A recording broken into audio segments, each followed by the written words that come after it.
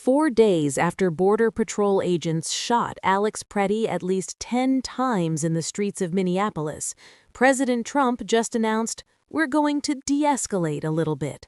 He's removing Border Patrol Commander Greg Bovino, the face of the Minneapolis operation, and replacing him with Border Czar Tom Homan. He called the deaths of Renee Good and Alex Preddy terrible and said he hates to see it. But here's what Trump isn't doing: apologizing for calling Preddy a domestic terrorist and would-be assassin, firing Homeland Security Secretary Kristi Noem despite Republican senators demanding it, or addressing why the Department of Justice refused to conduct a civil rights investigation into Preddy's death. This is damage control, not accountability. And it reveals everything about how Trump governs: escalate to the maximum, face catastrophic blowback, then make the smallest possible concession while declaring victory. On Tuesday, January 28th, President Trump sat for an interview with Fox News host Will Cain. When asked about the Minneapolis crisis, Trump said, "We're going to de-escalate a little bit." He continued, "I don't think it's a pullback, it's a little bit of a change. Everybody in this room that has a business, you know you make little changes." Trump announced that Gregory Bovino, the Border Patrol Commander-at-Large who's been the public face of ICE operations in Minneapolis, is being removed from Minnesota. "Bovino is very good, but he's a pretty out-there kind of a guy," Trump said. "And in some cases, that's good. Maybe it wasn't good here." Bovino is being replaced by Tom Homan, Trump's border czar and former acting ICE director. Homan arrived in Minnesota on Monday and immediately began meetings with Governor Tim Walz and Minneapolis Mayor Jacob Frey, the same Democratic officials Trump had been calling traitors and insurrectionists just days earlier. After those meetings, Homan posted on X, "We all agree that we need to support our law enforcement officers and get criminals off the streets.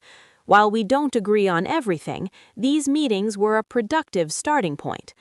Trump also told reporters Tuesday that he wants a very honorable and honest investigation into Preddy's killing. "We're doing a big investigation," Trump said. "I want to see the investigation. I'm going to be watching over it." But minutes after Trump made that statement, MSNBC reported that the Department of Justice has decided not to conduct a civil rights investigation into Preddy's death. Instead, 2 units of the Department of Homeland Security, the same department whose agents killed Preddy, will investigate themselves. So when Trump says he wants an honest investigation, what he actually means is DHS will investigate DHS. The agents will investigate their colleagues. The department Kristi Noem runs will determine whether Kristi Noem's agents committed crimes. That's not an investigation. That's a cover-up. So why did Trump suddenly shift from calling protesters paid insurrectionists and defending the shootings to de-escalating? Because the political damage became catastrophic. Republican Senator Thom Tillis of North Carolina became the first Senate Republican to publicly call for Kristi Noem's resignation. When asked Tuesday if he still had confidence in Noem, Tillis responded, "No, not at all. I think she should go." Republican Senator Lisa Murkowski of Alaska also publicly said Noem should resign. Texas Governor Greg Abbott, the most hardline immigration hawk in America, said the White House needs to recalibrate what it's doing in Minnesota. Vermont Republican Governor Phil Scott called on Trump to reset and de-escalate. Minnesota GOP gubernatorial candidate Chris Madel ended his campaign Monday in a stunning video announcement, calling the Minneapolis operation an unmitigated disaster and saying he no longer wanted to be a member of the Republican Party because of it. Think about that. A Republican candidate for governor in Minnesota quit the party over Trump's ICE operations. That's how toxic this has become politically. The polling is devastating. 61% of Americans say ICE has gone too far, New York Times, Siena. 70% of independents disapprove. 19% of Republicans now support abolishing ICE, double what it was 6 months ago. Conservative media turned on Trump. The Wall Street Journal called the Preddy shooting a moral and political debacle. The New York Post warned that broad support is now ebbing fast. Even Fox News reported that some senior officials involved in immigration enforcement have grown increasingly uneasy and frustrated with some of the claims and narratives DHS pushed after the Preddy shooting. Trump saw the political disaster unfolding and blinked. That's what this de-escalation is about. Not remorse, not accountability, political survival. Now let's talk about what Trump isn't doing, because the list of things that haven't changed is longer than what has. First, no apology for calling Preddy a terrorist. Trump's Deputy Chief of Staff, Stephen Miller, called Preddy a would-be assassin. Homeland Security Secretary Kristi Noem said he committed an act of domestic terrorism and claimed he wanted to inflict maximum damage on individuals. Video evidence showed Preddy had his phone in his hand, not his gun. The gun was concealed in his waistband until an agent removed it. 1 second later, they shot him. Trump was asked Tuesday if he agreed with his senior aides calling Preddy a domestic terrorist. White House Press Secretary Caroline Leavitt refused to answer, saying only, "This incident remains under investigation, and nobody here at the White House, including the President of the United States, wants to see Americans hurt or killed." Notice she didn't apologize, didn't retract the domestic terrorist label, didn't acknowledge the videos contradicting that narrative. She just said Trump doesn't want to see Americans killed, while defending the agents who killed one. Second, Kristi Noem keeps her job. Despite Republican senators calling for her resignation, Trump told reporters Tuesday that Noem will not step down. She's doing a great job, Trump said. So the person who labeled an ICU nurse who cared for veterans a domestic terrorist with no evidence keeps running DHS. Third, no DOJ civil rights investigation. The normal process when law enforcement kills someone under questionable circumstances is for the FBI and Department of Justice to conduct an independent civil rights investigation. That's not happening. DHS is investigating itself. The agents who shot Preddy will be judged by their own colleagues and supervisors. Fourth, the rhetoric hasn't stopped. Even as Trump claimed to be de-escalating, Caroline Leavitt blamed Governor Walz and Minnesota Democrats for encouraging left-wing agitators to stop, record, confront, and obstruct federal officers. Recording law enforcement is constitutionally protected. The Supreme Court has affirmed this repeatedly, but the White House is still characterizing it as obstruction. Fifth, Trump continues claiming protests are paid insurrectionists. In his Fox News interview, Trump said, without evidence, "The people that I've been watching over the last few weeks, these are paid insurrectionists. These are paid agitators." Thousands of ordinary Minneapolis residents from every demographic have protested. Hundreds of businesses closed. Faith leaders were arrested. There's zero evidence of a paid conspiracy. Tom Homan's arrival in Minnesota represents a significant tactical shift. Unlike Bovino, who shouted at protesters, held aggressive press conferences, and became a lightning rod, Homan is attempting diplomacy. On Tuesday, Homan met with Governor Walz and Minneapolis Mayor Frey. According to Walz's office, these are the commitments Trump agreed to. 1. Allow Minnesota Bureau of Criminal Apprehension to conduct an independent investigation into Preddy's death, as would ordinarily be the case. This is important. Federal agents have been blocking state investigators from accessing evidence, even after they obtained a judicial warrant. Trump supposedly agreed to allow state access. 2.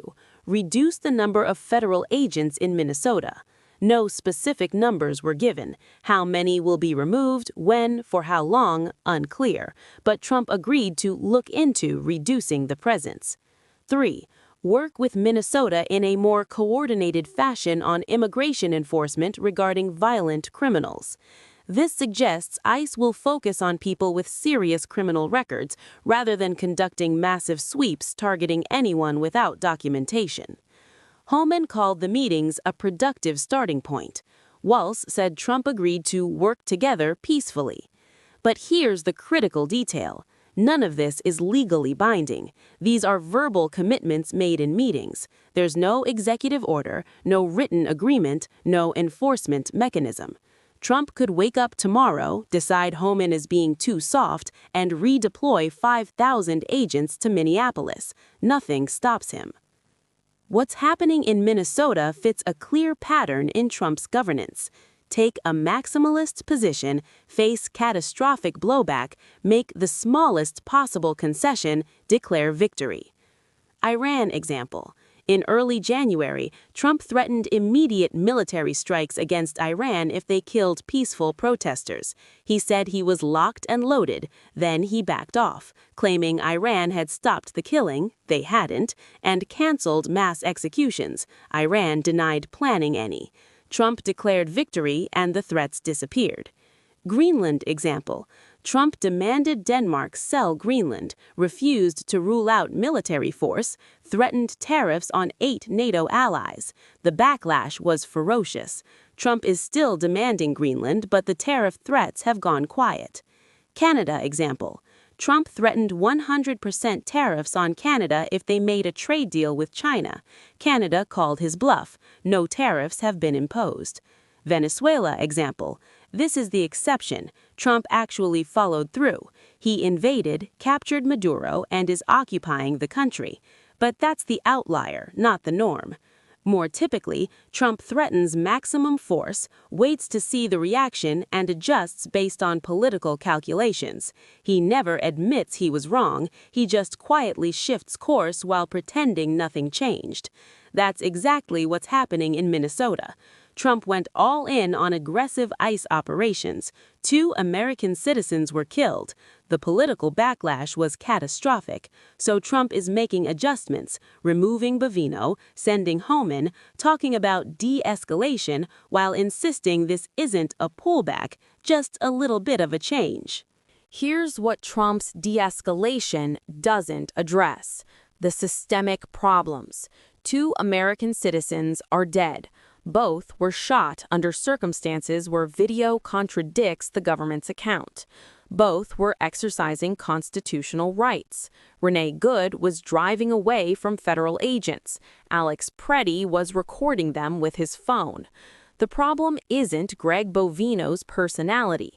It's the policy that sent 3,000 heavily armed federal agents into American cities to conduct immigration sweeps without coordination with local authorities. The agents who killed Renee Good and Alex Preddy? No charges, no disciplinary action, no accountability. ICE agent Jonathan Ross, who shot Renee Good, is still on duty. The Border Patrol agent who shot Alex Preddy hasn't even been publicly identified. The lies federal officials told. Homeland Security claimed Renee Good tried to run over an agent. Video showed she was turning her wheel away from him. They claimed Alex Preddy brandished a gun and violently resisted. Video showed his phone in his hand and an agent removing the gun from his waistband before shooting him. No one has been held accountable for those false statements. The 26,800 people arrested in Minnesota since December. ICE claims they're targeting violent criminals, but ProPublica documented that many arrests involve people with no criminal records or only minor offenses. Families are being separated, children are being detained, American citizens have been wrongfully arrested. None of that changes with Homan replacing Bovino. As Trump's de-escalation unfolds, several critical questions remain unanswered. First, how many agents will actually be removed from Minnesota? Trump agreed to look into reducing the number. That's not a commitment. That's considering a possibility. Will 100 agents leave? 1,000? All 3,000? When? Second, will DHS allow a genuine independent investigation?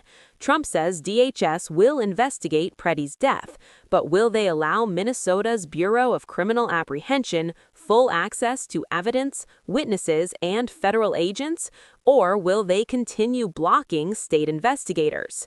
Third, will the agents who killed Good and Pretty face any consequences, criminal charges, civil lawsuits, disciplinary action, or will they continue working with no accountability? Fourth, is this de-escalation permanent or temporary?